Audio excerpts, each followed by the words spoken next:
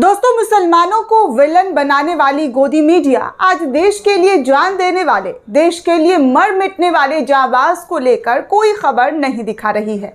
आज उनके prime time show में ये खबर होना चाहिए था, लेकिन ये खबर आज गोदी चैनल्स में नहीं दिखाया दिया जा रहा है। आज दुनिया इस जाबाज शहीद को सलाम कर रही है कि कैसे वो अपने वतन के लिए, अपने देश के लिए अपनी जान की परवाह किए बगैर अपनी जान दे देता है। आतंकियों ने उसका जान ले लिया, लेकिन आज को इस शहीद पर बात करने के लिए डिबेट, कोई चर्चा नहीं हो रहा है और ना ही होगा।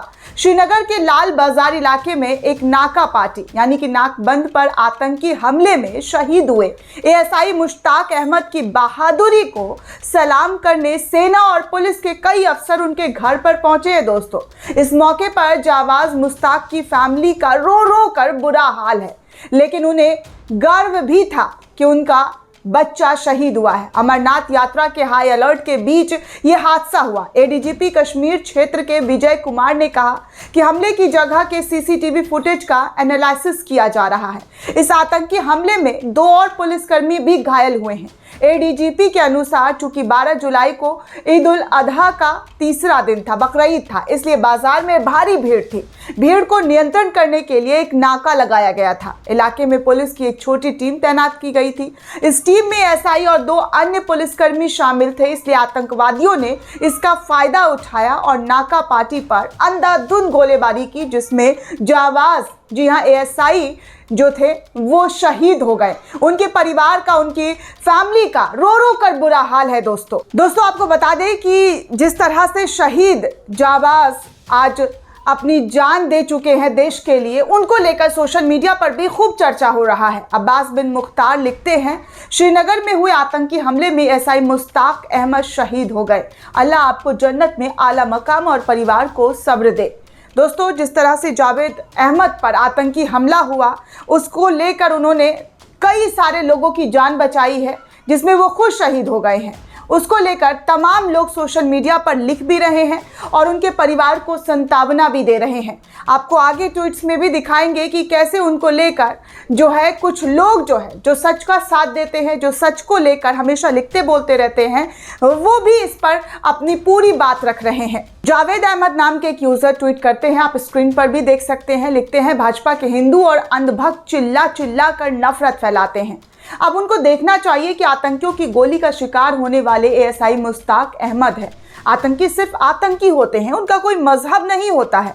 गोदी मीडिया एक डिबेट कर देना मुश्ताक अहमद के लिए, इस तरह से वो लिख रहे हैं, क्योंकि ज़्यादातर आप देखेंगे तो डिबेट तो सिर्फ हिंदू मुसलमान के लिए होता है, मुसलमानों को बदनाम करने के लिए होता है। लेकिन आज एएसआई मुश्ताक अहमद का जो मौत हुआ है, जो शहीद हुए, उसको लेकर कोई नहीं लिख रहा है।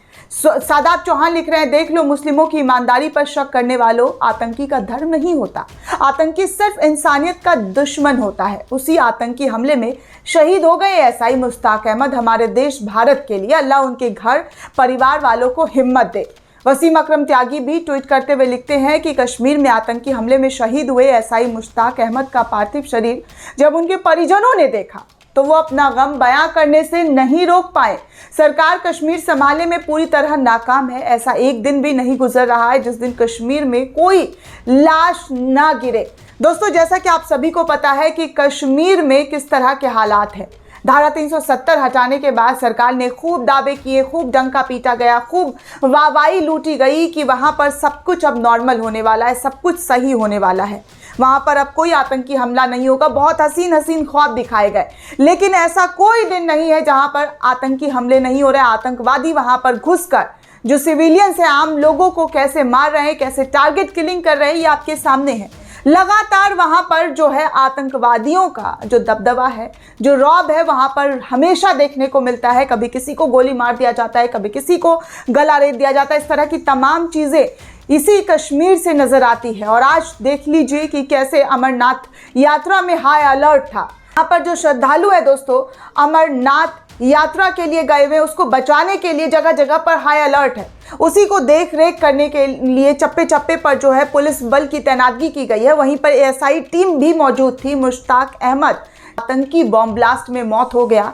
और जिस तरह से मुसलमानों को बदनाम किया जाता है कि मुसलमानों को लेकर तरह तरह के प्रोपेगेंडा फैलाए जाते हैं, कहा जाता है कि मुसलमानों का इस देश में कोई योगदान नहीं, कोई भागीदारी नहीं है। इस नए भारत में हमेशा मुसलमानों को टारगेट किया जाता है, मुसलमानों को लेकर अनाप शनाप बातें की जाती है, मुसलमानों के हिंदुस्तानी होने पर शक किया जाता है। लेकिन आज देखिए कि कैसे एक मुसलमान जो है उसने अपनी जान की परवाह किए बिना वतन के लिए उसने कुर्बानी दे दी। लेकिन आज कोई चर्चा नहीं है। आतंकवादियों का सिर्फ एक धर्म होता है, वो कि आतंकवाद है, वो आतंकवादी है। लेकिन आतंकवादियों का धर्म हमेशा इस्लाम से जोड़कर देखा जाता है। इस्लाम को बदनाम करने के लिए, उनको किस तरह से जो बदनाम किया जाता है उसके लिए हर तरीके का जो है खबर प्रचालित किया जाता है गोदी मीडिया के जरिए। लेकिन आज जिस तरह की तस्वीरें, जिस तरह की खबरें सामने आ रही है, कैसे एक परिवार ने अपने बेटे को, अपने घर के चिराग को खो दिया, लेकिन गोदी मीडिया कहीं पर भी एक शब्द लिखने से, जी हाँ, बाज नहीं आ रही है कि हाँ लिख दे, बोले कि कैसे जो है एक मुसलमान या ईसाई जो है मुश्ताक अहमद, उसका परिवार किस तरह से बिलख रहा है। सोशल मीडिया पर दोस्तों वीडियो देखकर वीडियो ऐसा लग रहा है जैसे दिल छलनी हो जा रहा है।